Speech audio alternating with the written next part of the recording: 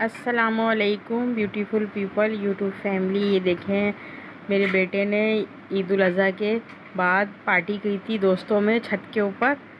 तो ये इसके लिए इन्होंने अगर अलग से अंगीठी जलाई है। ये बीफ टिक्का बनाया एक दिन, फिर एक संडे को, फिर अगले संडे को इन्होंने चिकन टिक्का बनाया।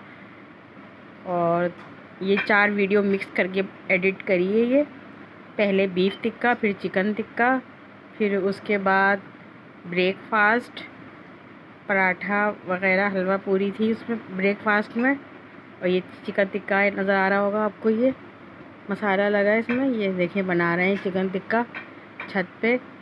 संडे की रात को इन लोगों ने, मेरे बेटे के दोस्तों ने, सबने मिलकर पार्टी की थी।